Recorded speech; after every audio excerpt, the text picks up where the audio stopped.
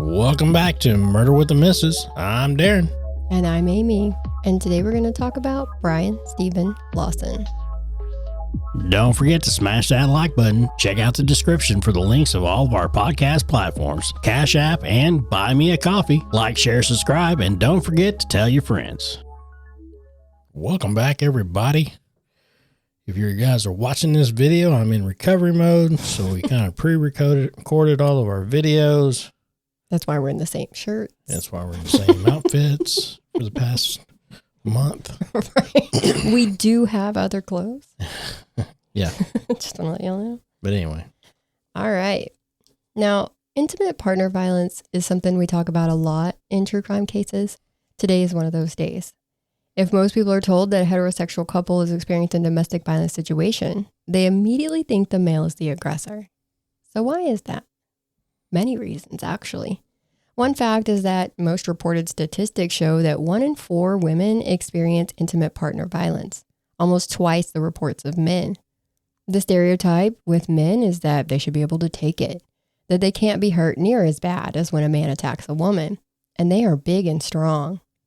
And that's not always the case. 1 in 7 men experience physical violence from a partner, according to the CDC. Well, those stats are wild. Doing? Sorry. He's like messing with something in his hand. I am. Started thinking. He is thinking. Yeah. It's a problem. Wild. Just know that more often than not, if the abuser gets away with it the first time, regardless of sex, it can seem like an open invitation to keep doing it. Also, more often than not, the violence will escalate. Thank you for coming to my TED Talk. Now let's talk about the case. We're talking about the relationship between Bryan, who was born July 5th of 1983, and Beth, who went by Chandra. She was born November 16th of 1976, and both were in Tennessee. Chandra had graduated from Christian Life Academy and went to East Tennessee State University, then to Lincoln Memorial University.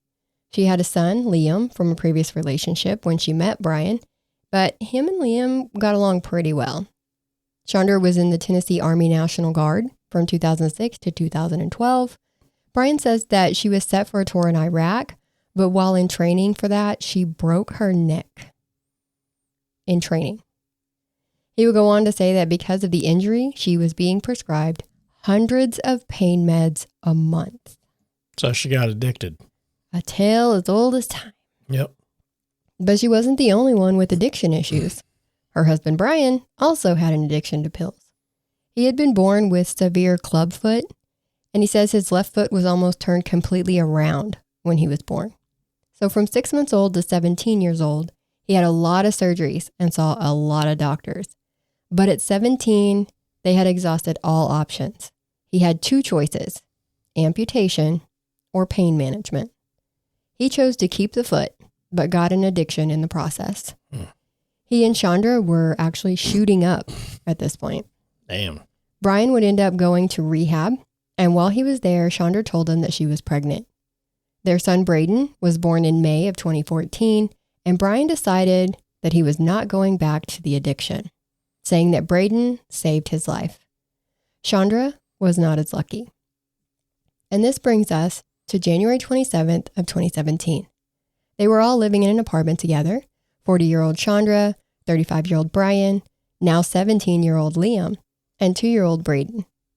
About 18 months before this, Bryan says that he saw a woman who had broken into an apartment previously in their area. Now, since she was back around there, he decided to get surveillance cameras for their apartment. He says Chandra picked them out, bought them, and he had them installed. So there's cameras. So were they working at the time? Oh, yeah, they were. But they didn't catch a robbery. We've seen footage from the surveillance. I've seen footage from the surveillance in the living room and from a camera that they had in their bedroom. I'm not sure how many they had or even if they had any more. So I'll describe to you what these 2 showed. That morning, Liam was already gone to school, so he wasn't home when this all went down. Just after 8:30 a.m., Bryan called 911 saying, "I need an ambulance. They need to hurry. My wife's dying. I shot her with a pistol. Oh my God. She was beating on me this morning. I've got it on videotape. I didn't want to kill her, but I was afraid she was going to hurt me. She had a baseball bat. She was trying to hit me with it. Now, the operator asked him where he shot her at, and he says he doesn't know. He just fired. He says, "Oh God, I've killed her. I can't take it no more." Chandra would not survive, and Bryan would be arrested. He would get out on a $250,000 bond to await for trial. The authorities did take that camera footage and review it, and they ended up charging Bryan for voluntary manslaughter and reckless endangerment. So I want to know what was caught on the cameras. All the things, because I watched them. Yeah. At first, the state only released to his defense team a portion of the footage, but I think it was like 45 minutes of footage from that morning. It was what was leading up to and including the shooting. Okay. In the bedroom, you see her standing at the foot of the bed. Braden is sleeping on the bed behind her, and she is standing there watching TV. Bryan comes in, and things start to go south. Now, there's no audio on the footage, so you can't hear for yourself what is said. But Bryan says that he told her that they were already behind schedule and that they were running late, and he said that she just snapped. Bryan is about 6'5" tall and weighed about 250 or 260 pounds at the time. Chandra is a petite woman, but she had that substance abuse problem on top of a diagnosis of bipolar disorder, so she could get very violent when she was in a low. So at about 8:07 a.m., you see them in the living room arguing. Bryan is sitting in a recliner with Chandra standing over him and yelling. And I say they were arguing, but Bryan barely said anything and appeared to have a very different demeanor than she did. She was pointing her finger at him, and 2 separate times, she just starts swinging on him. She's hitting him in the head and on his body, like just going wild. And what does he do? Well, he just curled his body away from her and stayed sitting in the chair. So he's not trying to restrain her or get away from her or anything? No. They argue some more before she goes over to the couch, reaches behind it, and pulls out a bat that looks like it had been back there leaning against the wall. Okay. She rears the bat back like in a swinging stance, and then she swings it at him. But it hits the upper side of the back part of the recliner. Lucky. Yeah. They grapple over the bat. He's trying to pull it away from her. She twists and pulls until she actually gets it away from him. She's literally holding it in one hand and hitting it with her other hand, like you see menacing people do on movies and TV shows. He said at this point, he's just trying to calm her down. It's around 8:18 a.m., and she hits the floor by his foot several times with the bat. Now, keep in mind that this is his club foot, but he moved it, so she didn't hit it. They keep arguing. The next bit of footage shows them about 10 minutes later. She's now in a sweater, and he has a beanie on, so some type of progress to leave for the day has been made, but they're still arguing. He is back in the recliner, and she is standing over him, yelling. Footage from the bedroom showed Braden laying in bed, covering his ears with his hands. So that's how I know she was yelling pretty loud. She then hauls off and tries to kick him, but ends up hitting the side of the recliner again, like she was trying to go high. She leans over into his face after that, and according to Bryan, she says, "I haven't decided for sure how you're going to die, but you're going to." Damn. Yeah. Why didn't he just leave? The front door is right there. They're in an apartment, so the front door is literally on the other side of the camera footage. But he said Braden was in that back bedroom, and that she probably would have escalated even more if he tried to take him, and he wasn't about to leave him there with her. So he was just trying to de-escalate the situation. She had allegedly been telling him when she had the bat that she was going to bash his brains in, that she wanted his mom to have to clean his brains up. She tells him that after she kills him, she's going to take Braden into the bathroom, get in the bathtub, and cut their arteries with a scalpel. Wow. At one point, when she had the bat, she pointed it to the door. And he said that she was saying that no matter who came through that door, everybody was dying. He says he asked her why she couldn't just leave Braden alone. And she said that Braden was put on this earth to pay her back for everything she's done. Bryan had said that he had tried to leave during a previous argument and she had put a gun in her mouth, so he stayed. So he's like kind of scared to go, kind of scared to stay. So he's in that like little pocket where we see a lot of domestic violence. Yeah. People stay. But I think we'll take a break right here to hear from today's sponsor. Is your washer and dryer pushing your buttons instead of the other way around? Make a clean getaway before you spin out of control. For sheets and giggles, go ahead and call My Laundry Solutions today at 800-535-4411 if you live in an apartment. We know you're pressed for time, so you can also tumble on over to mylaundrysolutions.com, which is available 24/7.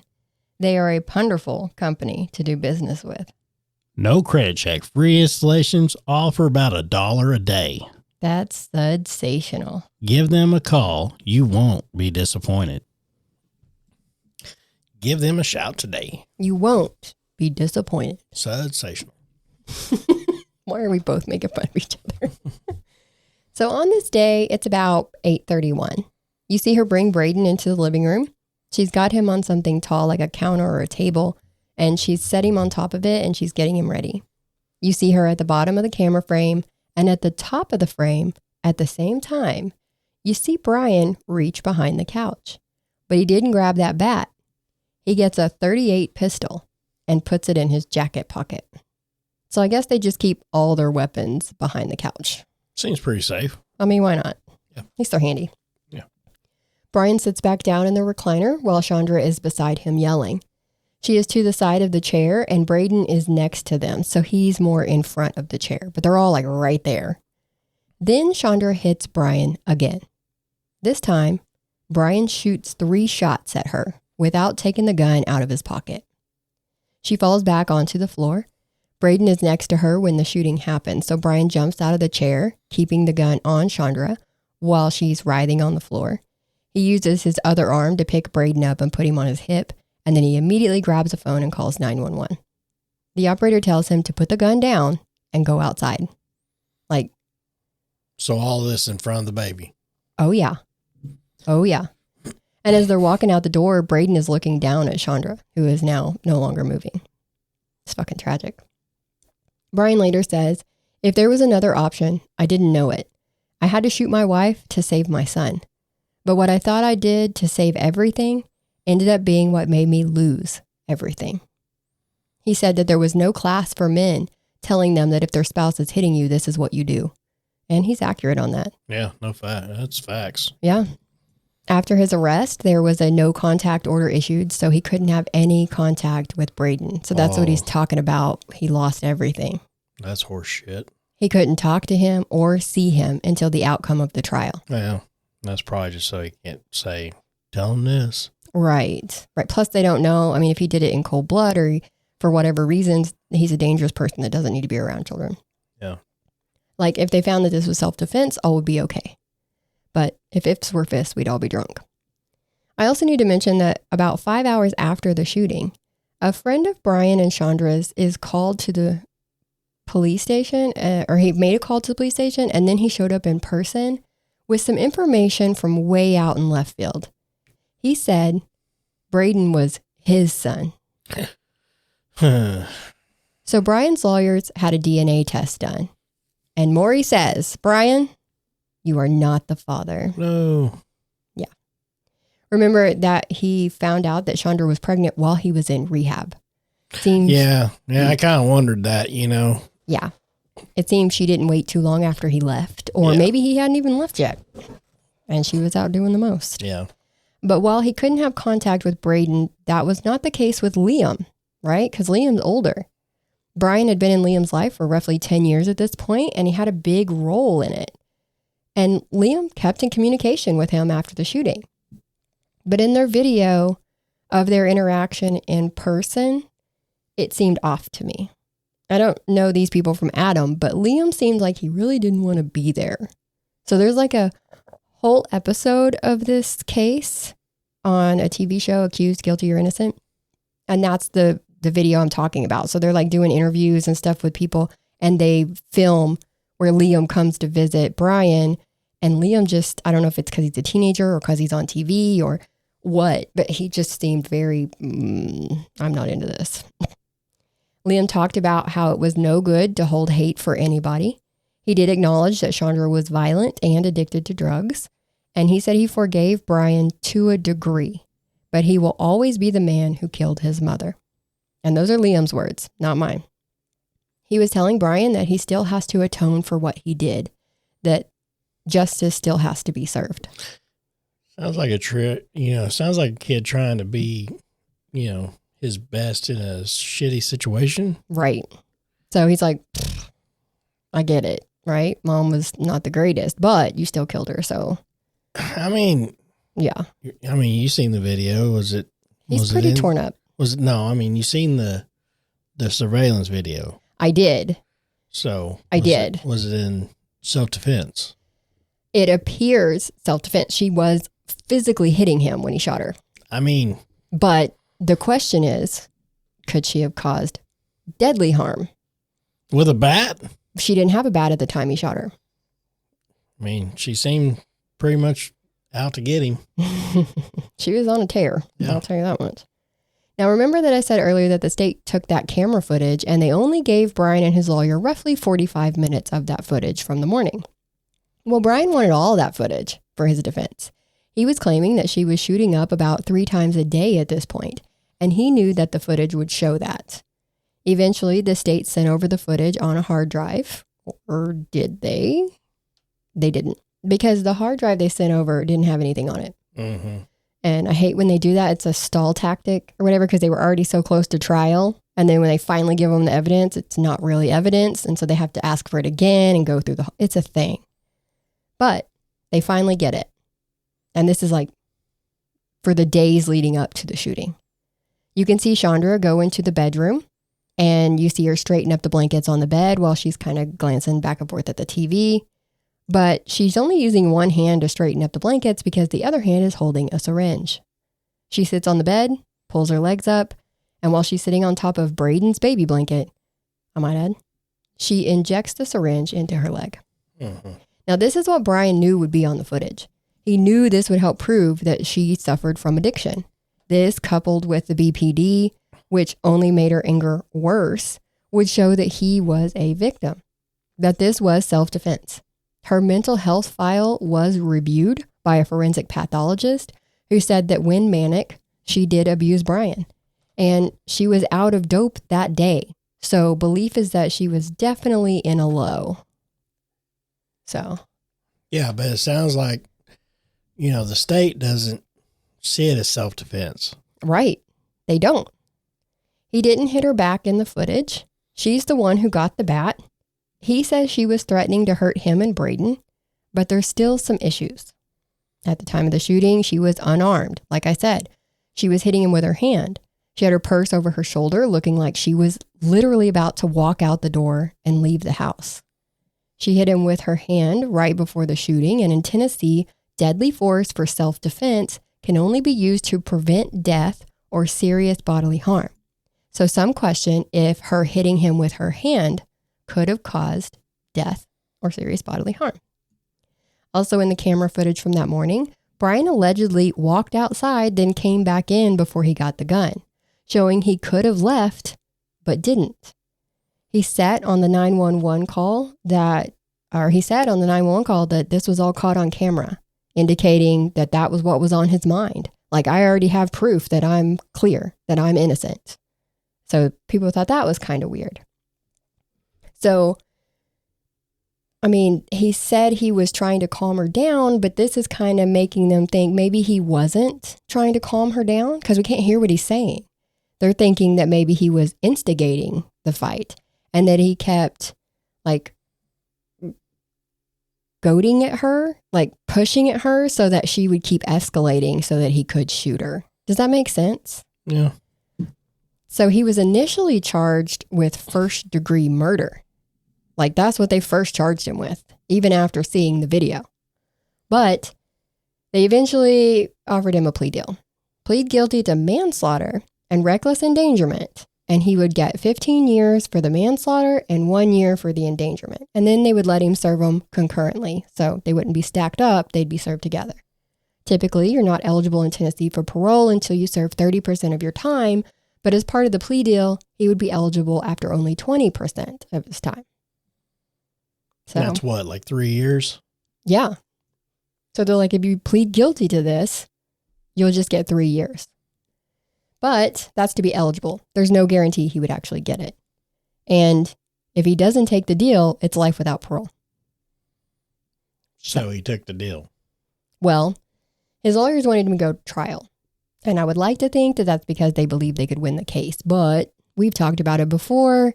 Everyone knows that if you go to trial, they can charge more. So I always question when a lawyer's like, yeah, we could totally go to trial if they're just in it for the money. Yeah. If they are private attorneys and not public defenders, of course. I'm not sure what his were. But regardless, yes, he took the deal. He went to prison in January of 2019. He says he was pretty much immediately extorted by one of the gangs in the prison. He was beaten so badly he was in bed for days after he got there, and then subject to regular beatings. He had his stuff stolen from him all the time. He was in one of the toughest prisons in Tennessee. Max.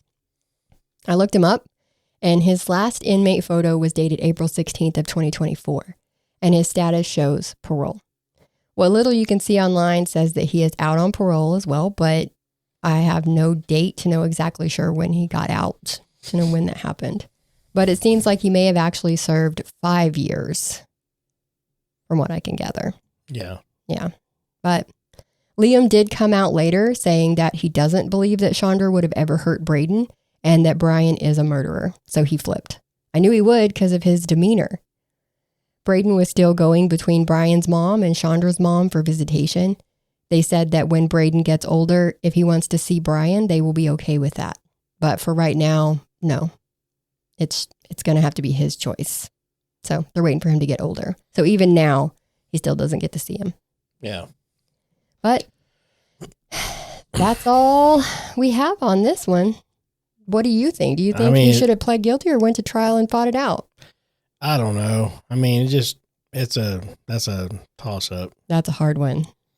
Because I think it was self-defense, but then there's no audio. You can't tell what they're saying. So you can't tell if he's agging her on or anything like that either. Right. I mean, he could have been covering himself and just sitting there like just fucking talking shit to her. Right. Or just keeping his face neutral while he's saying, shit to her. But he is right that there is no classes for what to do when women are beating on you. Well, here's what you have to ask yourself. If this was a video you watched that was reversed and it was a man treating a woman like that and the woman shot him, would you be like... She'd automatically be self-defense. Self-defense. I mean... Exactly. This is those That's what I'm saying. That's why I was like, I'd like to believe it's self-defense. I mean, I really do. But... Yeah. And they should have seen that. I mean, they should have seen it like that. But that's where it's like different, Yeah. You never know what you're going to get. Yeah. When tables are turned, it looks the other way. 100%. So. 100%. All right. Do you like us? If the answer is yes, then tell us by clicking the like button. And while you're there, go ahead and subscribe too. Yeah. And while you're at it, tell your friends. Tell them too. Because they deserve to see us too. They really do. We're a delight. All right. Well, until next time, guys, we'll see you. Bye.